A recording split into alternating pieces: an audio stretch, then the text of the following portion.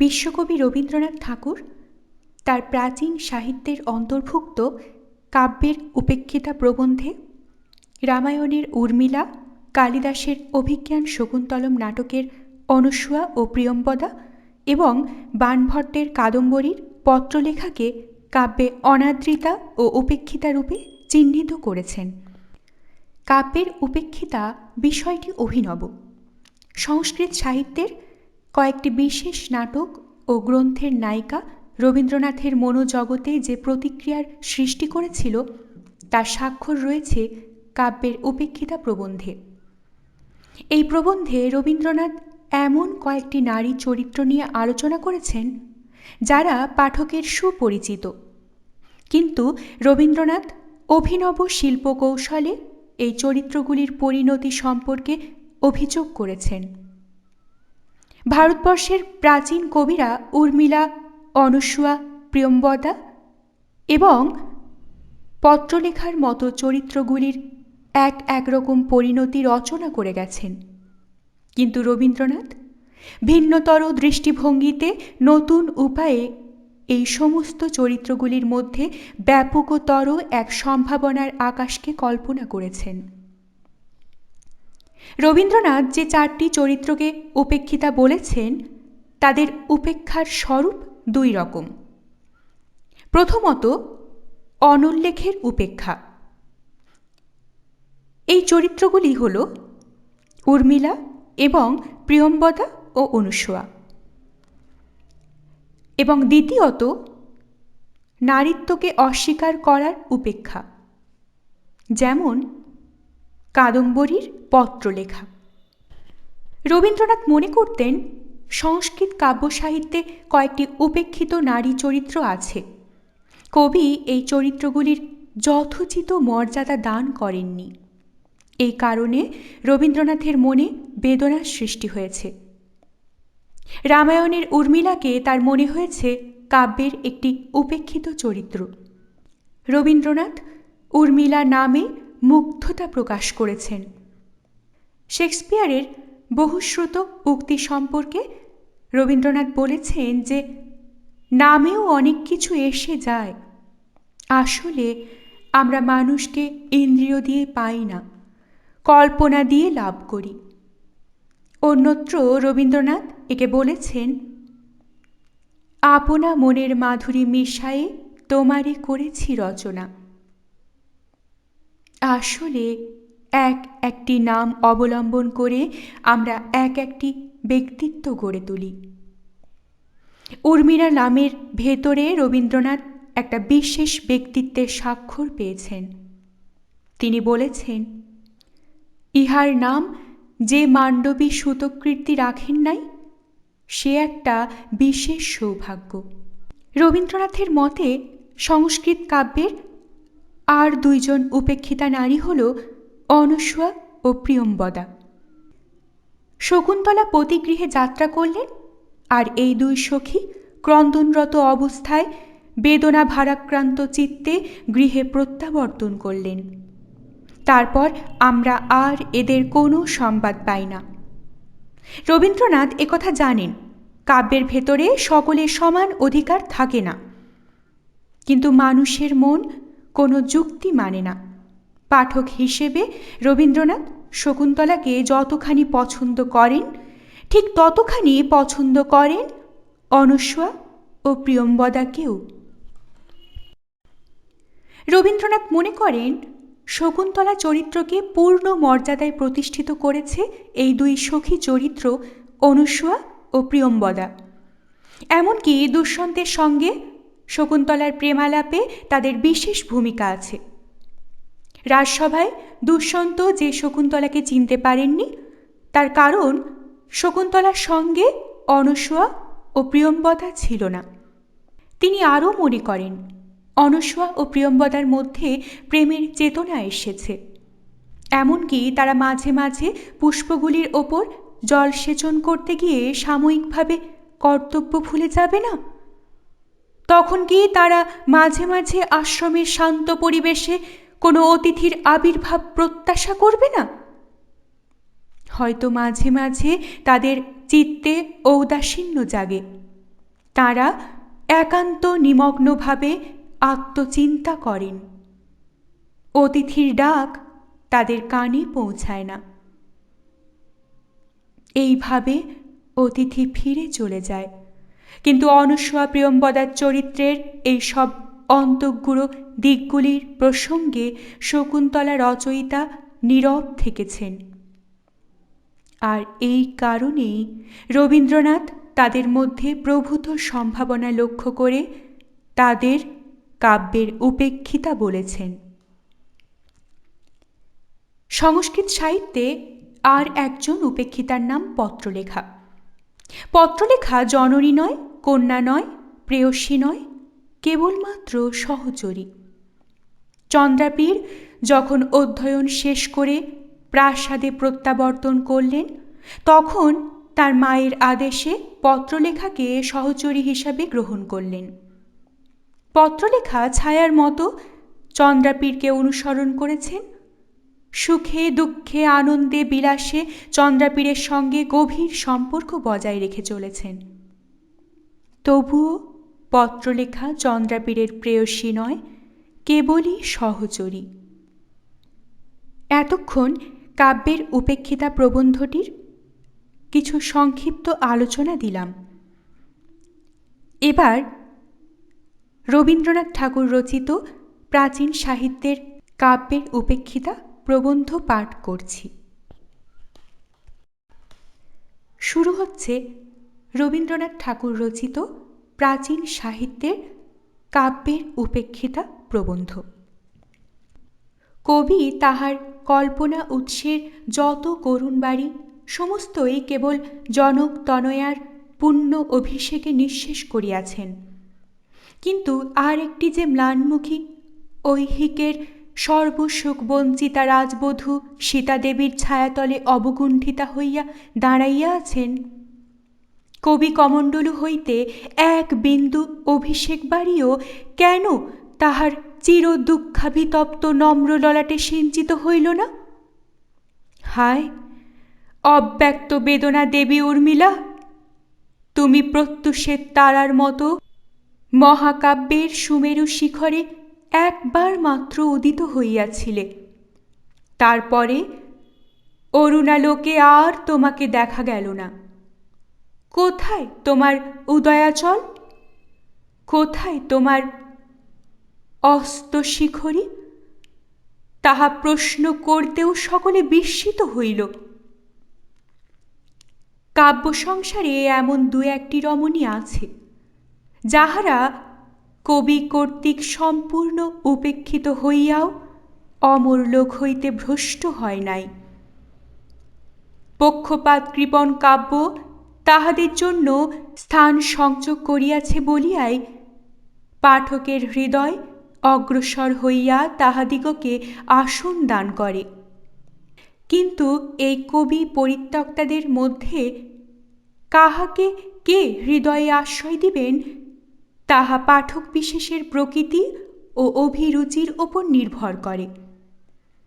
আমি বলিতে পারি, সংস্কৃত সাহিত্যে কাব্যযজ্ঞশালার প্রান্তভূমিতে যে কয়টি অনাদৃতার সহিত আমার পরিচয় হইয়াছে, তাহার মধ্যে উর্মিলাকে আমি প্রধান স্থান দিই।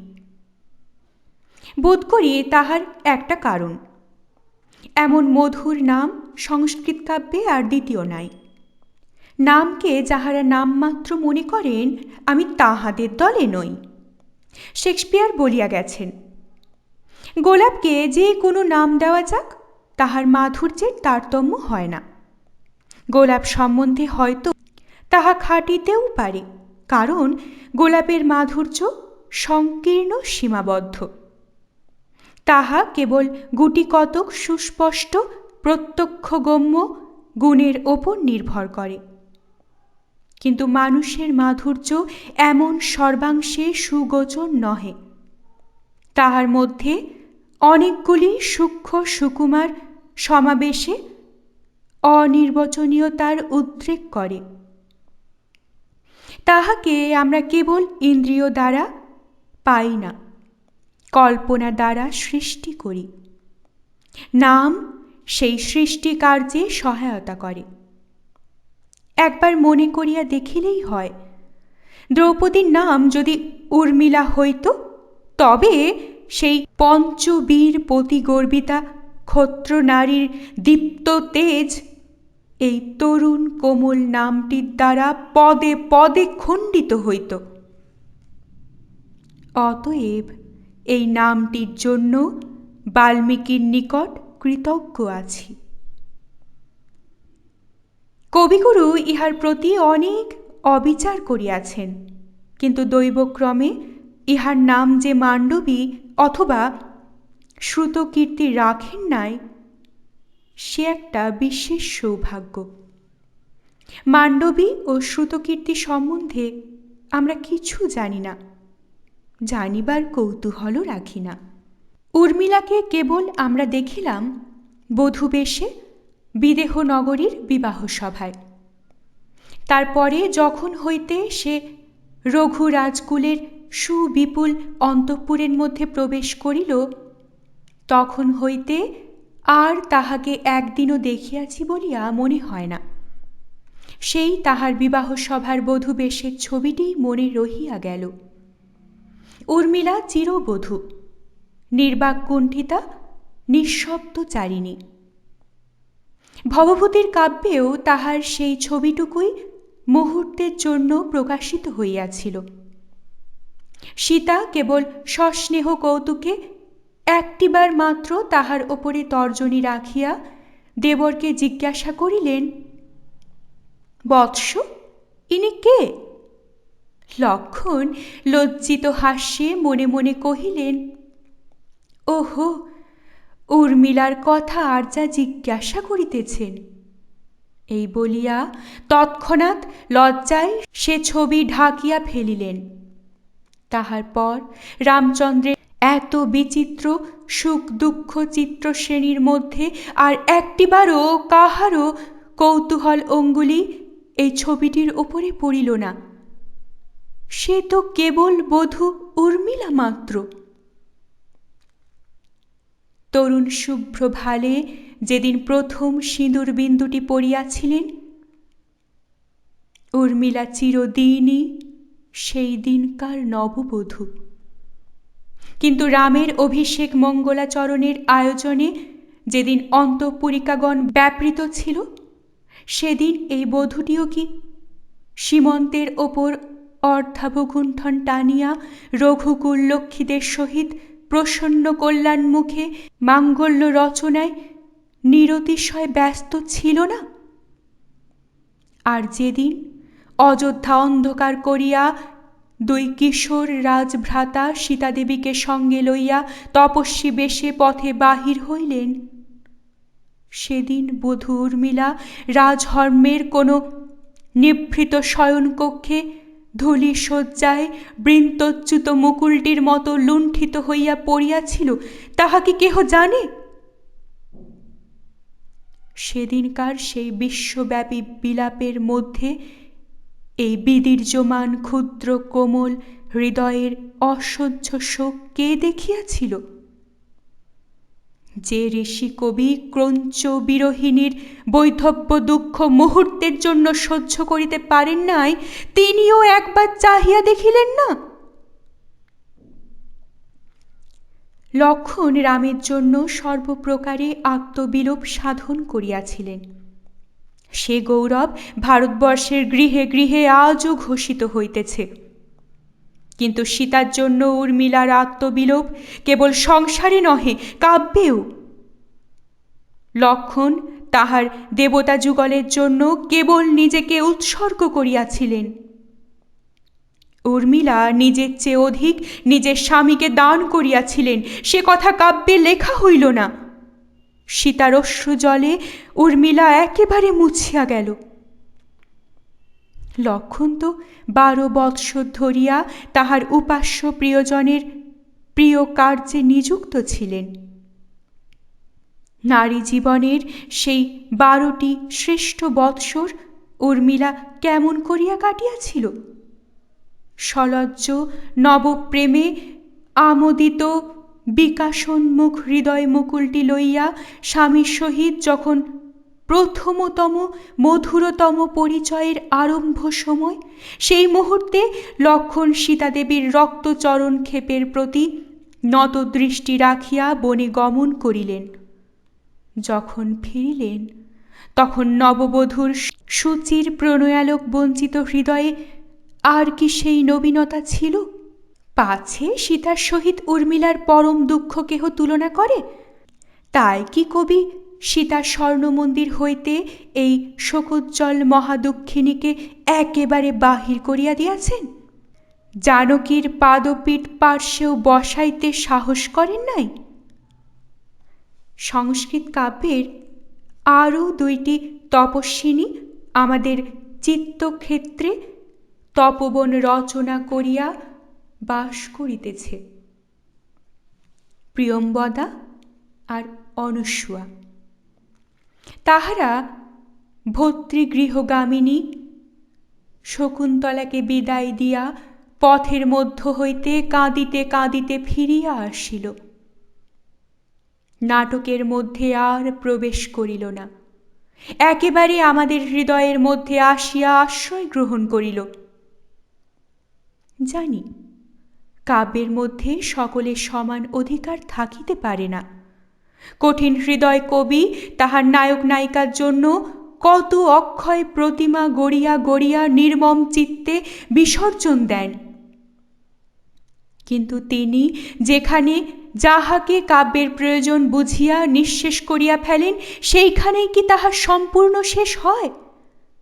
দীপ্তরোষ ঋষি শিষ্যদ্বয় ও হতবুদ্ধির রুদ্যমানা গৌতমী যখন তপবনে ফিরিয়া আসিয়া উৎসুক উৎকণ্ঠিত সখী দুইটিকে রাজসভার বৃত্তান্ত জানাইল, তখন তাদের কি হইল সে কথা শকুন্তলা নাটকের পক্ষে একেবারেই অনাবশ্যক। কিন্তু তাই বলিয়া কি সেই অকথিত অমেয় বেদনা সেইখানে ক্ষান্ত হইয়া গেল? আমাদের হৃদয়ের মধ্যে কি বিনা ছন্দে বিনা ভাষায় চিরদিন তাহা উদ্ভ্রান্ত হইয়া ফিরিতে লাগিল না? কাব্য হীরার টুকরার মতো কঠিন। যখন ভাবিয়া দেখি প্রিয়ম্বদা অনসূয়া শকুন্তলার কতখানি ছিল, তখন সেই কর্ণদহিতার পরমতম দুঃখের সময়েই সেই সখীদ্বয়কে একেবারেই অনাবশ্যক অপবাদ দিয়া সম্পূর্ণরূপে বর্জন করা কাব্যের পক্ষে ন্যায় বিচার সঙ্গত হইতে পারে, কিন্তু তাহা নিরতিশয় নিষ্ঠুর। শকুন্তলার সুখ সৌন্দর্য গৌরব গরিমা বৃদ্ধি করবার জন্যই এই দুটি লাবণ্য প্রতিমা নিজের সমস্ত দিয়া তাহাকে বেষ্টন করিয়াছিল। তিনটি সখী যখন জলের ঘট লইয়া অকাল বিকশিত নবমালতীর তলে আসিয়া দাঁড়াইল, তখন দুষ্যন্ত কি একা শকুন্তলাকে ভালোবাসিয়াছিলেন?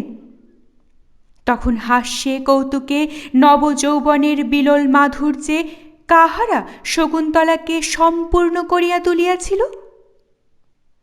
এই দুটি তাপস্বী সখী। একা শকুন্তলা শকুন্তলার 1/3, শকুন্তলার অধিকাংশই অনসূয়া এবং প্রিয়ম্বদা। শকুন্তলায় সর্বাপেক্ষা অল্প 12 আনা প্রেমালাপ তো তাহারাই সুচারুরূপে সম্পন্ন করিয়া দিল। তৃতীয় অঙ্কে যেখানে একাকিনী শকুন্তলার সহিত দুষ্যন্তের প্রেমাকুলতা বর্ণিত আছে, সেখানে কবি অনেকটা হীনবল হইয়াছিলেন। কোনো মতে অচিরে গৌতমীকে আনিয়া তিনি রক্ষা পাইলেন, কারণ শকুন্তলাকে যাহারা আবৃত করিয়া সম্পূর্ণ করিয়াছিল তাহারা সেখানে ছিল না। বৃন্তচ্যুত ফুলের ওপর দিবসের সমস্ত প্রখর আলোক সহ্য হয় না। বৃন্তের বন্ধন এবং পল্লবের ঈষৎ অন্তরাল ব্যতীত সে আলোক তাহার ওপর তেমন কমনীয় কোমলভাবে পড়ে না।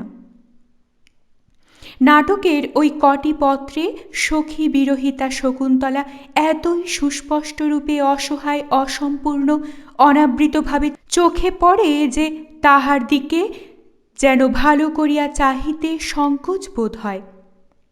মাঝখানে আর্যা গৌতমীর আকস্মিক আবির্ভাবে পাঠক মাত্রেই মনে মনে আরাম লাভ করে। আমি তো মনে করি রাজসভায় দুষ্যন্ত শকুন্তলাকে যে চিনিতে পারে নাই, তাহার প্রধান কারণ সঙ্গে অনসূয়া প্রিয়ম্বদা ছিল না। একে তপবনের বাহিরে তাহাতে খণ্ডিতা শকুন্তলা, চেনা কঠিন হইতে পারে। শকুন্তলা বিদায় লইলেন।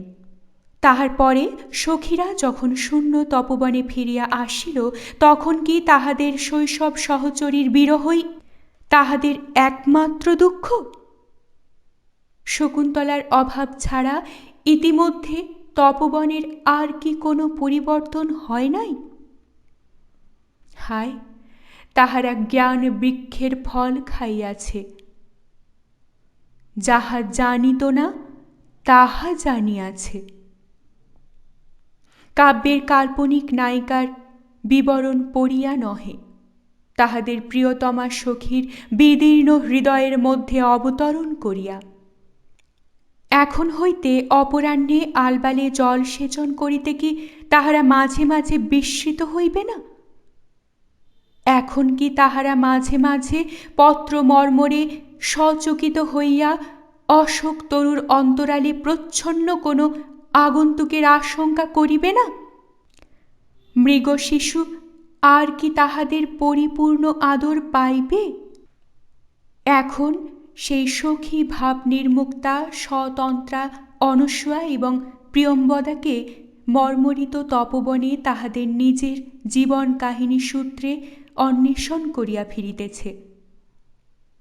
তাহারা তো ছায়া নহে। শকুন্তলার সঙ্গে সঙ্গে তাহারা এক দিগন্ত হইতে অন্য দিগন্তে অস্ত যায় নাই তো।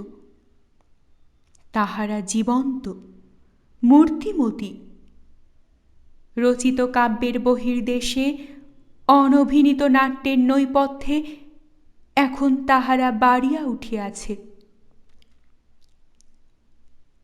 অতি পিনদ্ধ বলকলে এখন তাহাদের যৌবনকে আর বাঁধিয়া রাখিতে পারিতেছে না। এখন তাহাদের কলহাস্যের ওপর অন্তর্ঘন ভাবের আবেগ নববর্ষার প্রথম মেঘমালার মতো অশ্রুগম্ভীর ছায়া ফেলিয়াছে। এখন এক একদিন সেই অন্যমনস্কাদের উটজ প্রাঙ্গণ হইতে অতিথি আসিয়া ফিরিয়া যায়। আমরাও ফিরিয়া আসিলাম।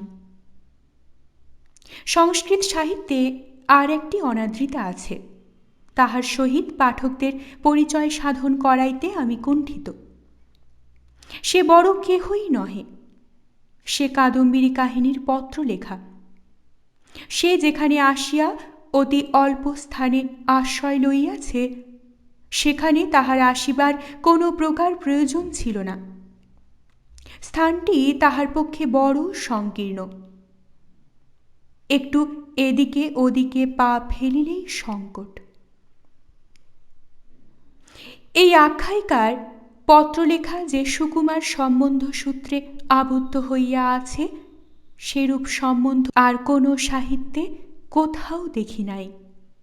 অথচ কবি অতি সহজে সরল চিত্তে এই অপূর্ব সম্বন্ধ বন্ধনের অবতারণা করিয়াছেন। কোনোখানে এই ঊর্ণাতন্তুর প্রতি এতটুকু টান পড়ে নাই, যাহাতে মুহূর্তেকের জন্য ছিন্ন হইবার আশঙ্কা মাত্র ঘটিতে পারে। যুবরাজ চন্দ্রাবীর যখন অধ্যয়ন সম্পূর্ণ করিয়া প্রাসাদে ফিরিয়া আসিলেন, তখন একদিন প্রভাতকালে তাহার গৃহে কৈলাস নামে এক কঞ্চুকি প্রবেশ করিল। তাহার পশ্চাতে একটি কন্যা, অনতি যৌবনা, মস্তকে ইন্দ্রগোপকীটের মতো রক্তাম্বরের অবগুণ্ঠন, ললাটে চন্দন তিলক, কোটিতে হেমমেখলা। কোমল তনুলতার প্রত্যেক রেখাটি যেন সদ্য নূতন অঙ্কিত। এই তরুণী লাবণ্য প্রভাবে ভবন পূর্ণ করিয়া কর্ণিত মণি নূপুরাকুলিত চরণে কঞ্চুকির অনুগমন করিল। কঞ্চুকি প্রণাম করিয়া ক্ষিতিতলে দক্ষিণ কর রাখিয়া জ্ঞাপন করিল, কুমার, আপনার মাতা মহাদেবী বিলাসবতী যাইতেছেন। এই কন্যা পরাজিত লুকুতেশ্বরের দুহিতা, বন্দিনী। ইহার নাম পত্রলেখা। এই অনাথ রাজদুহিতাকে আমি দুহিতা নির্বিশেষে এতকাল পালন করিয়াছি।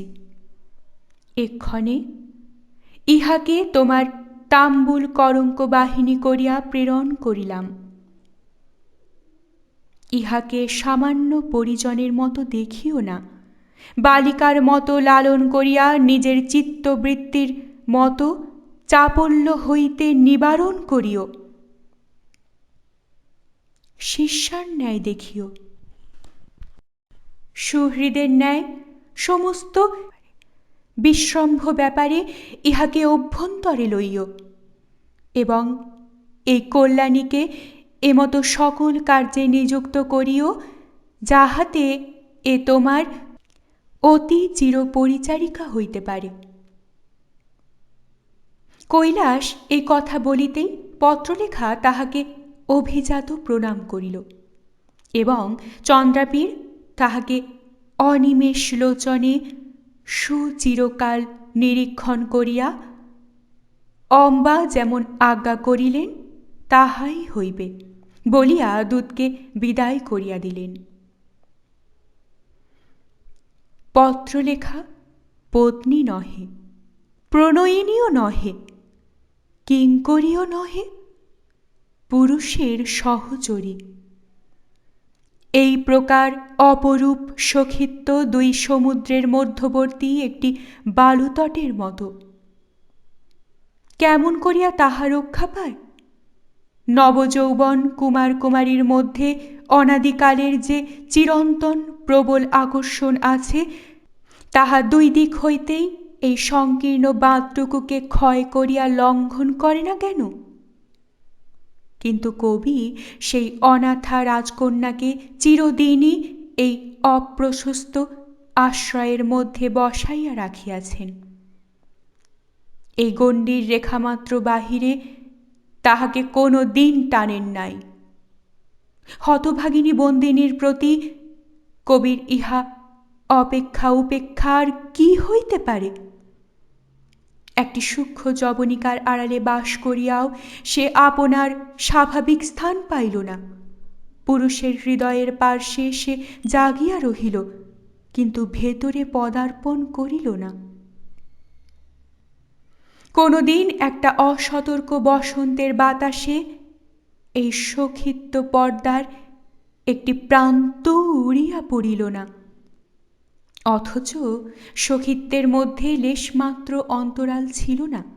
কবি বলিতেছেন, পত্রলেখা সেই প্রথম দিন হইতে চন্দ্রাপীরের দর্শন মাত্রেই সেবারস সমুপ জাতানন্দা হইয়া দিন নাই রাত্রি নাই উপবেশনে উত্থানে ভ্রমণে ছায়ার মতো রাজপুত্রের পার্শ্ব পরিত্যাগ করিল না। চন্দ্রাপীরও তাহাকে দেখা অবধি প্রতিক্ষণে উপচীয়মানা মহতী প্রীতি জন্মিল। প্রতিদিন ইহার প্রতি প্রসাদ রক্ষা করিলেন এবং সমস্ত বিশ্বাস কার্যে ইহাকে আত্মহৃদয় হইতে অব্যতিরিক্ত মনে করিতে লাগিলেন।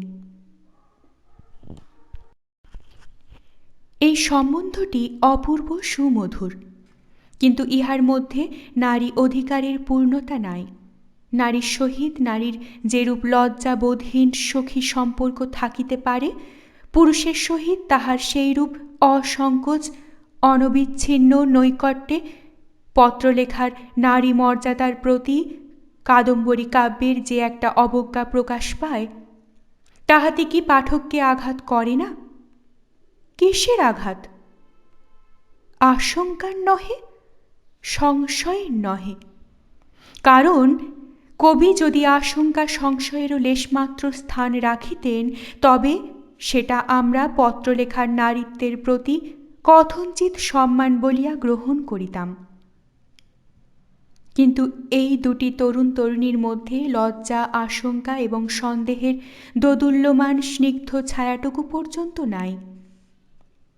পত্রলেখা তাহার অপূর্ব সম্বন্ধবশত অন্তঃপুত্র ত্যাগই করিয়াছে, কিন্তু স্ত্রী পুরুষ পরস্পর সমীপবর্তী হইলে স্বভাবতই যে একটি সংকোচে সাধবশে এমনকি সহাস্য ছলনায় একটি লীলান্বিত কম্পমান মানসিক অন্তরাল আপনি রচিত হইতে পারে, ইহাদের মধ্যে সেটুকুও হয় নাই। সেই কারণেই এই অন্তঃপুরবিচ্যুতা অন্তঃপুরিকার জন্য সর্বদাই ক্ষোভ জন্মিতে থাকে। চন্দ্রাপীরের সহিত পত্রলেখার নৈকট্য অসামান্য। দিগ্বিজয় যাত্রার সময় একই হস্তিপৃষ্ঠে পত্রলেখাকে সম্মুখে বসাইয়া রাজপুত্র আসন গ্রহণ করেন। শিবিরে রাত্রিকালে চন্দ্রাপীর যখন নিজ শয্যার অনতিদূরে শয়ন নিষন্ন পুরুষ সখা বৈশম্পায়নের সহিত আলাপ করিতে থাকেন, তখন নিকটে ক্ষিতিতল বিন্যস্ত কুথার ওপর সখী পত্রলেখা প্রসুপ্ত থাকে। অবশেষে কাদম্বরীর সহিত চন্দ্রাপীরের যখন প্রণয় সংগঠন হইল, তখনও পত্রলেখা আপন ক্ষুদ্র স্থানটুকুর মধ্যে অব্যাহতভাবে রহিল। কারণ পুরুষচিত্তে নারী যতটা আসন পাইতে পারে, তাহার সংকীর্ণতম প্রান্তটুকু মাত্র সে অধিকার করিয়াছিল। সেখানে যখন মহামহোৎসবের জন্য স্থান করিতে হইল, তখন ওইটুকু প্রান্ত হইতে বঞ্চিত করা আবশ্যকই হইল না। পত্রলেখার প্রতি কাদম্বরীর ঈর্ষার আভাসমাত্রও ছিল না। এমনকি চন্দ্রাপীরের সহিত পত্রলেখার প্রীতি সম্বন্ধ বলিয়াই কাদম্বরী তাহাকে প্রিয় সখী জ্ঞানে সাদরে গ্রহণ করিল। কাদম্বরী কাব্যের মধ্যে পত্রলেখা যে অপরূপ ভূখণ্ডের মধ্যে আছে, সেখানে ঈর্ষা, সংশয়, সংকট, বেদনা কিছুই নাই। তাহা স্বর্গের ন্যায় নিষ্কণ্টক, অথচ সেখানে স্বর্গের অমৃত বিন্দু কই? প্রেমের উচ্ছ্বসিত অমৃত পান তাহার সম্মুখেই চলিতেছে। ঘ্রাণেও কি কোনো দিনের জন্য তাহার কোনো একটি শিরার রক্ত চঞ্চল হইয়া ওঠে নাই? সে কি চন্দ্রাপীরের ছায়া? রাজপুত্রের তপ্ত যৌবনের তাপটুকু মাত্র কি তাহাকে স্পর্শ করে নাই? কবি সে প্রশ্নের উত্তরটুকুও দিতে উপেক্ষা করিয়াছেন। কাব্যসৃষ্টির মধ্যে সে এত উপেক্ষিতা।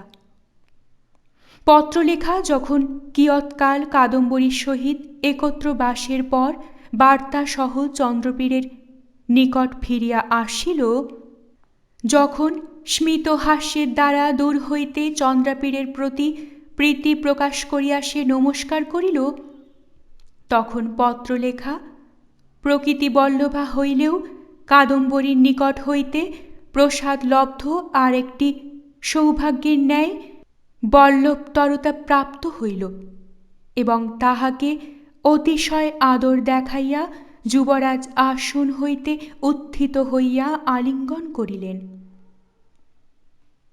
চন্দ্রাপীরের এই আদর, এই আলিঙ্গনের দ্বারাই পত্রলেখা কবি কর্তৃক অনাদৃতা। আমরা বলি কবি অন্ধ। কাদম্বরী এবং মহাশ্বেতার দিকেই ক্রমাগত এক দৃষ্টে চাহিয়া তাহার চক্ষু ঝলসিয়া গেছে। এই ক্ষুদ্র বন্দিনীটিকে তিনি দেখিতে পান নাই। ইহার মধ্যে যে প্রণয় তৃষ্ণার্ত চিরবঞ্চিত একটি নারী হৃদয় রহিয়া গেছে, সে কথা তিনি একেবারে বিস্মিত হইয়াছেন। বাণভট্টের কল্পনা মুক্তহস্ত, অস্থানে অপাত্রেও তিনি অজস্র বর্ষণ করিয়া চলিয়াছেন। কেবল তাহার সমস্ত কৃপণতা এই বিগত নাথা রাজদুহিতার প্রতি। তিনি পক্ষপাত দূষিত পরম অন্ধতাবশত পত্রলেখার হৃদয়ের নিগূঢ়তম কথা কিছুই জানিতেন না। তিনি মনে করিতেছেন তরঙ্গলীলাকে তিনি যে পর্যন্ত আসিবার অনুমতি করিয়াছেন সে সেই পর্যন্ত আসিয়া থামিয়া আছে। পূর্ণচন্দ্রোদয়েও সে তাহার আদেশ অগ্রাহ্য করে নাই। তাই কাদম্বরী পড়িয়া কেবলই মনে হয় অন্য সমস্ত নায়িকার কথা অনাবশ্যক বাহুল্যের সহিত বর্ণিত হইয়াছে, কিন্তু পত্রলেখার কথা কিছুই বলা হয় নাই। ভালো লাগলে অবশ্যই লাইক করবেন, শেয়ার করবেন, চ্যানেলটিকে অবশ্যই সাবস্ক্রাইব করবেন, বেল আইকনটি প্রেস করবেন। আপনাদের অভিমত কমেন্ট বক্সে অবশ্যই জানাবেন। অনেক ধন্যবাদ। নমস্কার।